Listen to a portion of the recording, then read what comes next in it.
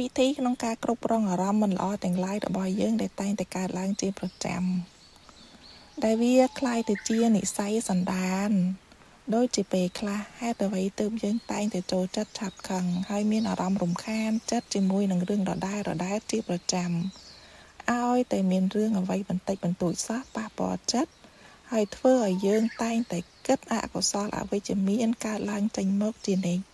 គឺហាក់បីដូចជាការគិតកើតឡើងមកដោយស្វ័យប្រវត្តិតែម្ដង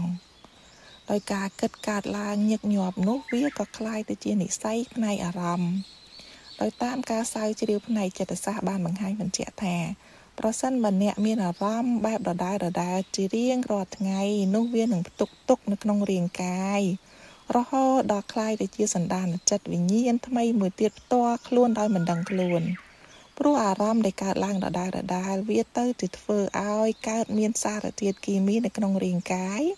ដែលកំណត់ឲ្យខួរក្បាលមានការចងចាំទុកឬកត់ត្រាទុកនឹងឯងហើយមានវិធីក្នុងការអប់រំហ្វឹកហាត់គ្រប់គ្រងការកើតឡើងក្នុងអារម្មណ៍បែបនេះបានដោយជាដំបូងគឺអ្នកត្រូវតែបញ្ឈប់ការវិនិច្ឆ័យកាត់សេចក្តីខ្លួនឯងហើយងាកមកពិនិត្យមើលខ្លួនឯងជំនួសវិញដោយការពិនិត្យមើលក្នុងការប្រើប្រាស់សតិសម្បញ្ញៈដឹងឲ្យទាន់នៅគណៈពេលដែលមានការវិនិច្ឆ័យអារម្មណ៍ខ្លួនឯងឲ្យវាទៅជាការពិនិត្យមើលឲ្យឃើញខ្លួនឯងក្នុងគណៈពេលដែលប្រែប្រួល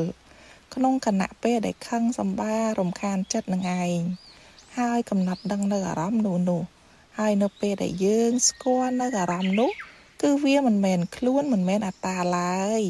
បន្ទាប់មកគឺយើងងាកមកពិនិត្យមើលការមានកិរិយាការប្រព្រឹត្តដែលជាប្រតិកម្មតបស្នងដោយស្វ័យប្រវត្តិនៅអារម្មណ៍នោះយើងក៏អាចផ្លាស់ប្ដូរមកជាប្រតិកម្មដោយចេតនាព្រោះជាធម្មតាទូទៅនៅពេលដែលយើងមានអារម្មណ៍ខឹងសម្បារភ្លាមគឺដោយស្វ័យប្រវត្តិទៅជាបន្ទោសគេឯងឬរកហេតុផលទៅជាបន្ទោសអ្វីផ្សេងទៀតឬទៅធ្វើអ្វីផ្សេងទៀតជានិច្ច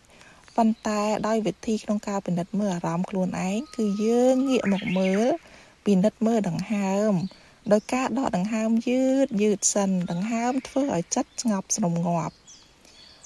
នោះការមានប្រតិកម្មរបស់អ្នកនឹងមានការផ្លាស់ប្ដូរយ៉ាងដាច់ស្រឡះបន្ទាប់មកទើបអ្នកនឹងមានជម្រើសក្នុងការមានប្រតិកម្មបែបណាជាមួយនឹងអារម្មណ៍នោះដូច្នេះហើយការដែលអ្នកគ្រាន់តែចាប់ផ្ដើមដឹងតាន់អារម្មណ៍របស់អ្នកនោះនឹងคล้ายទៅជាមនុស្សម្នាក់ផ្សេងទៀតបាត់ទៅហើយការដឹងតាន់គឺវាជួយធ្វើឲ្យមានការផ្លាស់ប្ដូរយ៉ាងពិតប្រាកដនៃខ្លួនរបស់អ្នកផ្ទាល់ព្រោះអារម្មណ៍វាមិនមែនជារបស់ខ្លួនរបស់អ្នកឡើយវាគ្រាន់តែឆ្លងកាត់មកហើយបើអ្នកមិនជាប់ជំពាក់ជាមួយវានោះទេនោះអ្នកក៏អាចផ្លាស់ប្ដូរខ្លួនរបស់អ្នកបាន